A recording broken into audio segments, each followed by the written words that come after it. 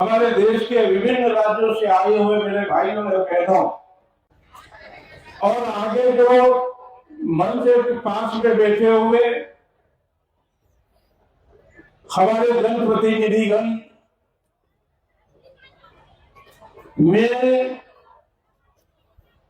सेंधवा से, मध्य प्रदेश के सेंधवा बड़वानी जिले से तो आया, पर मैं इस महासम्मेलन के लिए दिल्ली से प्रस्थान करके आज हम रायपुर में आपके बीच में ये बताया गया कि भाई कुछ परेशानियां आई यहाँ पर कार्यक्रम में। कार्यकर्ता ने मुझे अवगत करवाया, हम उसी समय प्रशासन से बात करी और ये तो यहाँ पर ये हमारे समाज के अपने लोग हैं, अपने लोगों के बीच में मिलने के लिए आपके बीच में मैं आया। ये जो आयोग है क्या है? राष्ट्रीय अनुसूचित जनजाति आयोग। देश के अंदर जो 11 करोड़ से अधिक आदिवासी रहते हैं, सरकार ने उसको मतलब संरक्षक के रूप में आयोग को बनाया कि मैं जब से इस आयोग में काम करने आया है 13 मार्च को 2 साल हो जाए। आयोग का काम क्या है? और इस पौने 2 साल के अंदर मैंने देश के आधे से ज्यादा राज्यों और केंद्र शासित प्रदेशों के अंदर दौरा किया।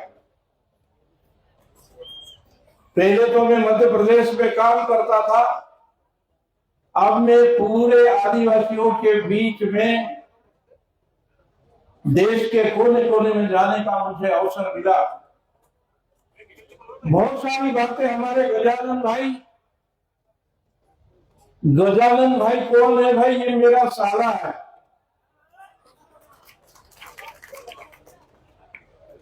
अब भाई मेरे को तो सच बात है तो बोलना ही पड़ेगी। इन्होंने वन अधिकार अधिनियम के अंतर्गत जो जो बातें थी वो मतलब सब आपके बीच में बताई कि हमारे जो देश के संविधान के रचयिता, सभा के अध्यक्ष बाबा अम्बेडकर जी, जब संविधान में जब लिखा गया उस समय एसटी और एससी विशेष पिछड़ी जाति के लिए संविधान के अनुच्छेद 338 के अंतर्गत संविधान में अनुसूचित जाति और जनजाति आयोग का गठन हुआ और उस समय इस आयोग के अंदर कमिश्नर पद्धति थी। फिर पार्लियामेंट में कानून को पास करके इस 2 आयोग को संवैधानिक रूप दिया गया, जिसमें एससी और एसटी आयोग में एक ही अध्यक्ष होता था। आपको सबको मालूम है कि हमारे देश के स्वर्गीय दिलीप सिंह भुरिया का नाम सब आपको मालूम है।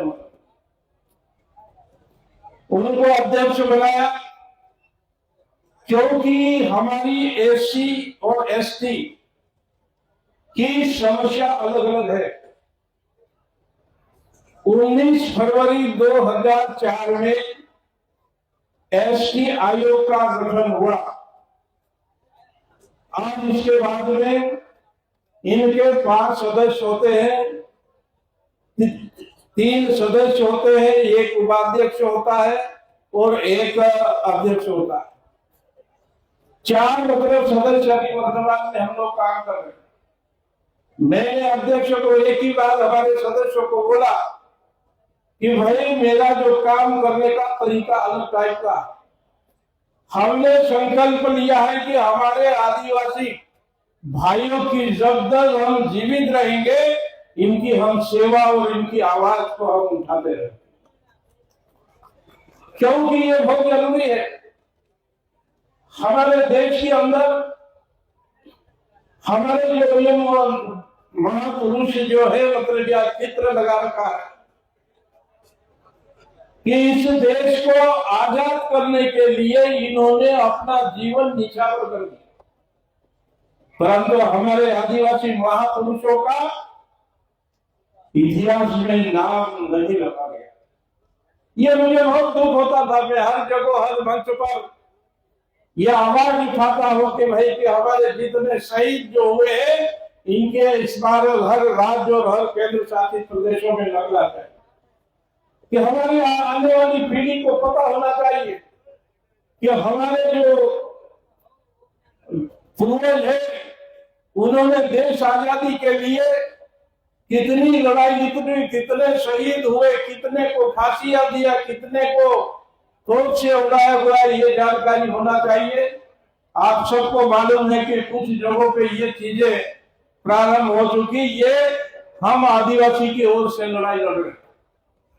मेरा आपसे निवेदन है कि भाई यहाँ जो गजानंद भाई ने जो बात बताई है हमारे वन भूमि के विषय के ऊपर, जिस दिन में मैं कमीशन में आयोग का अध्यक्ष बना, पूरे देश के अंदर जिस जिस जिले में जाते हैं वहां पर कलेक्टरों के साथ में बैठकें होती है और हमने बोला कि भाई 13 दिसंबर 2005 के पूर्व जो भी हमारे आदिवासी भाई जो वन भूमि पे काबिज था उनको वो अधिकार मिलना चाहिए। ये आयोग की लड़ाई है, आप लोगों को मालूम होना चाहिए।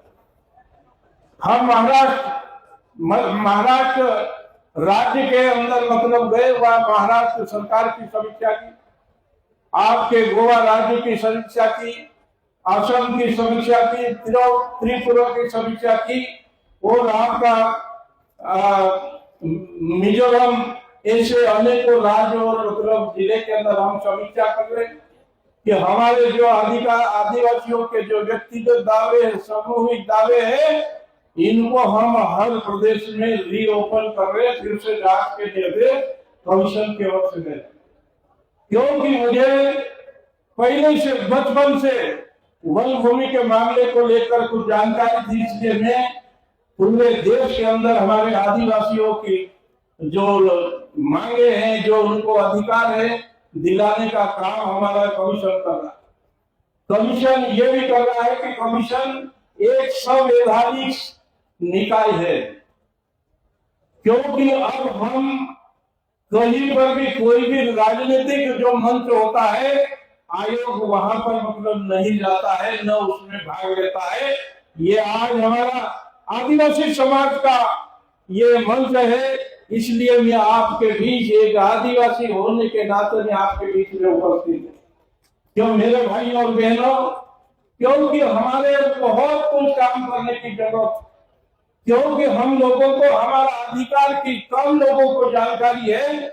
हम आपको बताएं कि देश के अंदर किसी भी प्रकार की कोई आदिवासी के ऊपर अत्याचार करता है, वह सरकार नहीं सुनती है, वह प्रशासन नहीं सुनता है, तो उसको आयोग के अंदर ऑफलाइन ऑनलाइन शिकायत करने का अधिकार आप सभी आदिवासी को, क्योंकि ये बहुत से लोगों को पता ही नहीं है आयोग क्या है। कई देश के अंदर स्थिति यह है कि अनेकों प्रकार के हमारे जो आदिवासी है, आदिवासी की समस्या, आदिवासी की जमीन है, जमीन अन्य लोग खरीद चुके हैं, किसने खरीदा ये मेरा प्रश्न नहीं है, पर उन लोगों से भी आह्वान है, आप लोगों को भी आह्वान है, किसी ने धोखाधड़ी से हमारी आदिवासी की अगर जमीन छीन रखी है उसको आयोग में आप केस लगवा दे। इसके लिए आयोग मतलब आपका समीक्षा करेगा, क्योंकि हमारे यहाँ कोर्ट है, न्यायालय, जिस प्रकार से मजिस्ट्रेट देखता है 1 महीने में 80 केस की सुनवाई में खुद आयोग के अध्यक्ष के नाते करता। जो हमारे 3 सदस्य जहाँ भी दौरे पे जो जाते हैं वो आवेदन भी हम लोग लेते हैं। और इस प्रकार से आप सभी हमारे आदिवासी भाई बहनों को मेरा एक ही अनुरोध है कि भाई हम समाज को ठीक दिशा में समाज के चेहरे पे हम खुशी देखना अगर चाहते हैं तो हमें समाज को एक होना, क्योंकि हमारे समाज के अंदर भी बहुत से लोग समाज को तोड़ने में भी लगे। हमारी देह, हमारे आदिवासी की संस्कृति बचना चाहिए। संस्कृति का संरक्षण करना भी आयोग की जवाबदारी। इस प्रकार के अगर कोई मामले अगर आपके पास आते हैं तो सीधे आयोग के अंदर आप लगाए। यहाँ तक कि भाई कि यहाँ हमारे बुरहानपुर जिले का मामला है, क्योंकि यहाँ पर हजारों लोग मेरी बात को सुनने के लिए भी आए हैं। मैं एक ही बात प्रशासन से कहना चाहूंगा कि भाई क्योंकि ये हमारे जो आदिवासी है ये जंगल को नष्ट करने वाले नहीं है। हम प्रकृति के पूजक हैं। हम पहाड़ की पूजा करते हैं, जल की पूजा करते हैं, पत्थर की पूजा करते हैं, नदी की पूजा करते हैं। वनों के महत्व को हम आदिवासी अच्छी तरह से समझ। मैं आपको बताना चाहूंगा कि जब मैं आया सर्किट हाउस रेस्ट हाउस पर, सबसे पहले आयोग का अध्यक्ष पूरे देश के अंदर जहां भी जिस राज्य में जाते हैं एक पेड़ हम मां के नाम से लगाते हैं, फिर हम दूसरी मतलब सरकारी कार्रवाई करते हैं, क्योंकि प्रकृति से हमें प्रेम है और इस जंगल को बचाने की जवाबदारी हम आदिवासियों की। क्योंकि पहले जमाने में किस ढंग से बारिश होती थी, आज मतलब बारिश में मतलब परेशानी आने लग गई। मेरा सब हमारे आदिवासी भाई चाहे मध्य प्रदेश के हो चाहे अन्य राज्य के हैं, हमारे खेत के पास में जो जंगल बचा हुआ है उसको हम बचा के रखे। आने वाले समय में अपनी पीढ़ी को ही ये पेड़ काम देंगे। और यहाँ बुरहानपुर के मामले के अंदर मैं कहना चाहूंगा प्रशासन को, यहाँ पर 13 दिसंबर 2005 के पूर्व के पुराने लोग, मैं इस जिले का प्रभारी मंत्री भी रहा हूँ, यहाँ के एक कोने की वास्तविकता जानता हूँ कि भाई जो आदिवासी की जो जमीनें हैं उनको बेदखल न करे और उनको वनाधिकार अधिनियम के अंतर्गत इन हमारे आदिवासियों को पट्टा दिया जाए। हमारा कोई विभाग से प्रशासन से हमारी कोई दुश्मनी नहीं है, पर हमारे आदिवासी भाइयों को ये अधिकार हमें मिलना चाहिए।